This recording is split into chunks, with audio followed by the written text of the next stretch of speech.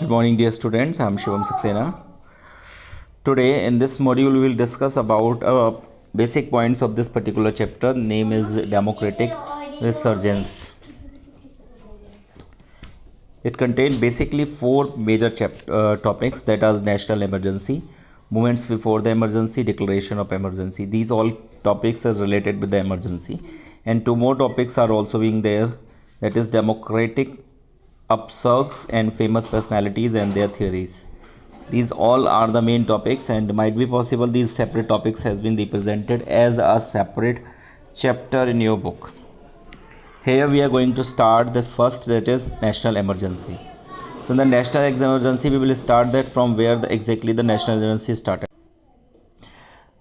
The existence of the democracy in India over the years has failed to resolve the problems of literacy and democracy. ठीक है, देखिए जैसे starting में हमने discuss किया था कि डेमोक्रेसी में इंडिया का एग्जिस्टेंस हुआ था, लेकिन उसके बावजूद भी इंडिया उस बेसिक जो मेजर प्रॉब्लम इंडिया की थी वो डेमोक्रेसी रिजॉल्व नहीं कर पा रही थी. ठीक है, a chain of events between 1973 to 75 broads new challenges to Indian democratic politics and institutional balance sought by the constitution. देखिए 1973 और 1989 और 75 के आसपास मैंने बताए थे बहुत से चेंजेस आए थे, पॉलिटिकल चेंजेस आए थे. तो उसने क्या किया, इंस्टीट्यूशनल और अदर चीज़ों की प्रॉब्लम्स को बहुत तेज़ी से बढ़ा दिया. ठीक है, such development led to the impositions of state emergency in June 1975 to 77. ठीक है, ये जो डेवलपमेंट हुए, चेंजेस हुए, लोगों में अवेयरनेस आ गया, कांग्रेस इरा का एंड हो गया. तो उस केसेस में क्या हुआ, 1975 to 77 में कंट्री के आसपास के रीजन में क्या हुआ, इमरजेंसी की सिचुएशन आ गई. This period two of emergency is consider one of the most controversial periods of Indian history. Controversial इसलिए है कि भाई nobody was knowing about the emergency, exactly emergency क्या है, कैसे है. तो इसलिए इसको हम कंट्रोवर्शियल की कंडीशन भी दे रहे हैं कि भाई बहुत ज़्यादा कंट्रोवर्शियल पीरियड रहा इंडियन हिस्ट्री में, कि भाई कैसे ये इमरजेंसी सिस्टम शुरू हुआ और क्यों शुरू हुआ. अब देखिए नेशनल इमरजेंसी को हम लोग स्टार्ट करते हैं. तो सिंस 1967, पहले हम लोग बैकग्राउंड के बारे में डिस्कस करेंगे कि भाई what exactly the reasons of the emergency, की इमरजेंसी के क्या क्या रीज़न रहे थे और क्यों इमरजेंसी लगी थी, और उस जब इमरजेंसी लगी थी तो उस टाइम पर कौन कौन सी सिचुएशंस इंडिया को फेस करनी पड़ी. ठीक है, देखिए since 1967 the significance changes took places in Indian politics. Indira Gandhi emerge as an successful leaders with huge popularities among the people. ठीक है, इंदिरा गांधी जो थी वो एक सक्सेसफुल लीडर के सामने सक्सेसफुल होकर सामने आई थी. Party competitions during this periods become bitter and polarised. ठीक है, पार्टी कंपटिशंस का मतलब जो पार्टी के अंदर के आपस में लोगों ने कंपटीशन किए थे वो बहुत ही बुरी तरीक़ों से वर्स हो चुके थे. This period also witness the tension in the relation between the government and the judiciary. ठीक है, यानी गवर्नमेंट और जुडिशरी के बीच के रिलेशन में भी टेंशन थी. जुडिशरी एक इंडिविजुअल बॉडी है जो कि गवर्नमेंट के कंट्रोल में नहीं होती है, ये आपको बहुत बार बताया गया. ठीक है, तो उन दोनों के बीच में भी आपस में क्लैशेस था. The supreme court found that many initiates of the government to be violated of the constitution. जैसे मैंने आपको बताया था, check and balance system Indian constitution में मेंशन है कि check and balance is very much important. हर एक चीज़ का पहले चेक किया जाता है, then after it has been balanced. पहले चेक किया जाएगा, उसके बाद उसको बैलेंस कर दिया जाता है. तो वही सिचुएशन थी कि भाई चेक एंड बैलेंस सिस्टम था. जुडिशरी ने बहुत सी ऐसी चीज़ों को फाइंड किया था जो government was doing and it was the violation of the constitution, कि ऐसे गवर्नमेंट ऐसे काम बहुत से कर रही है जो कॉन्स्टिट्यूशन के हटके थे. ठीक है, the Congress terms this stands to the courts as an against the principle of the democracy and parliamentary supremacy.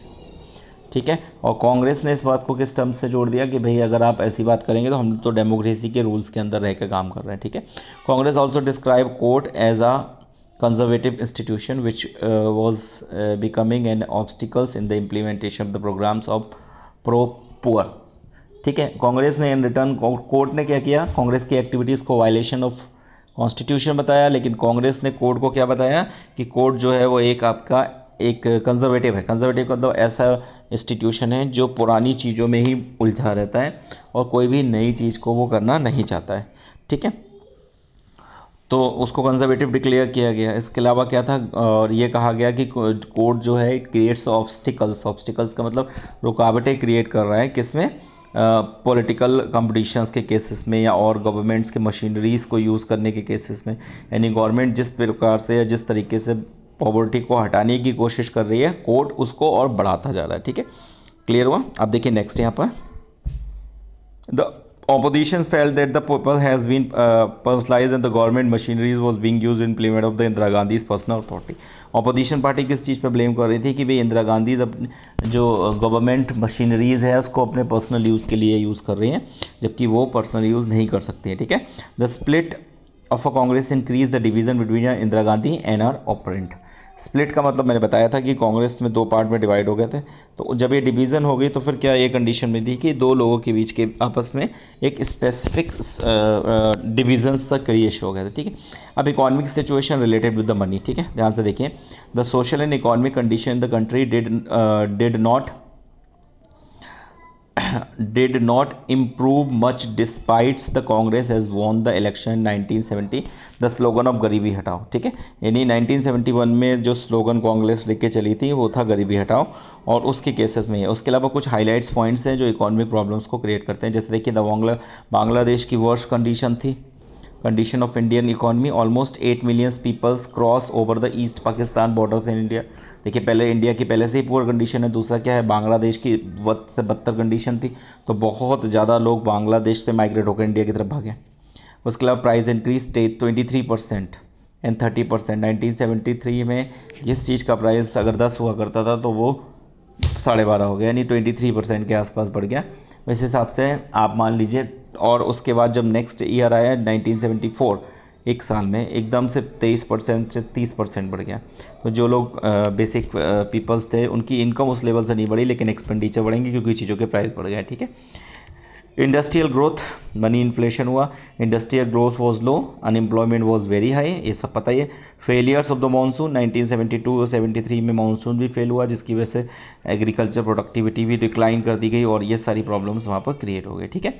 There was a general atmosphere of unsatisfactions with the prevailing economic condition all over. एक unsatisfaction की situation होगी कि भाई government अब कुछ नहीं कर पा रही है। ठीक है।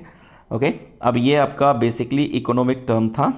आगे का जो भी पोर्शन है वो हम लोग नेक्स्ट वीडियो में कवर करेंगे। Thank you very much.